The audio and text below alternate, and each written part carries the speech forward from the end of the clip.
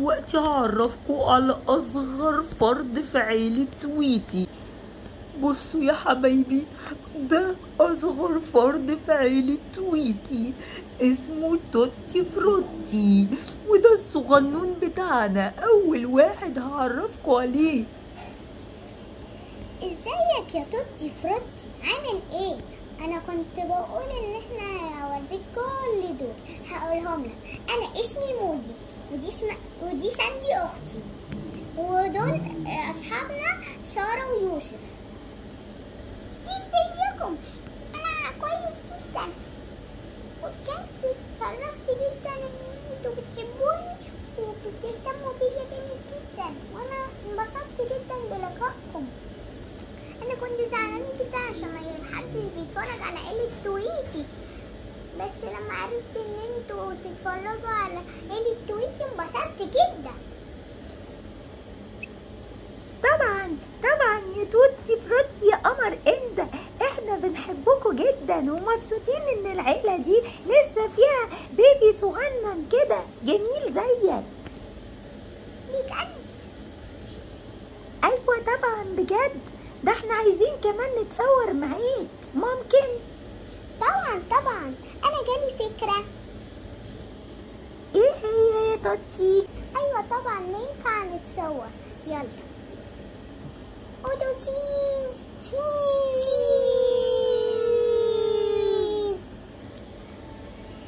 ايه رأيك يا تويتي؟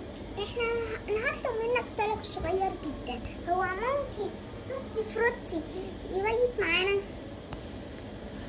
انت قصدك يعني توتي فروتي يجي يقعد معاكوا في الأجازة؟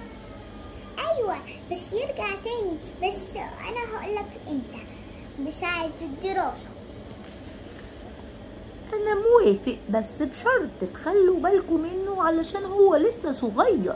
ممكن يعمل ايه؟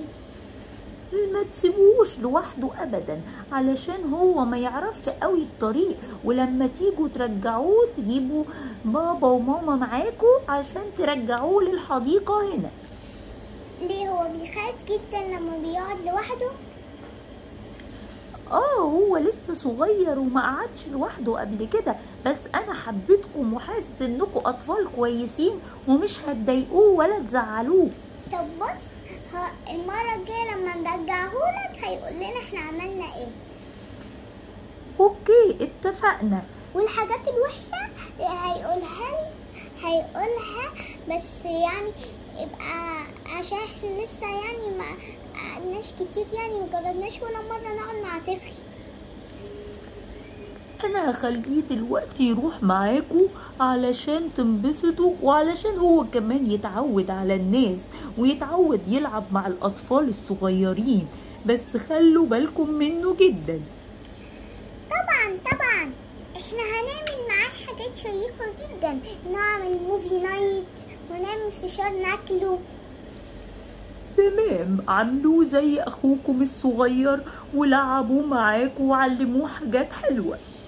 توتي يا حبيبي، انت دلوقتي هتروح مع ساندي ومودي، هم استأذنوني وانا وافقت. هتروح بس ما تعملش شقاوة واسمع الكلام. بجد انا مبسوط قوي، انا اول مرة مع اطفال وهيعلموني كمان حاجات حلوة كتيرة. ايوه انا وافقت علشان عايزك تاخد على الاطفال الصغيرين وتعرف تلعب معاهم.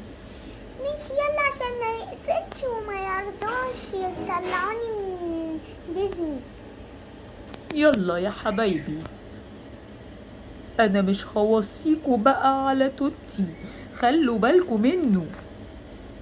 ماشي طبعا احنا نخلي بالنا منه جدا، مش هنخلي ولا حاجة وحشة تحصل.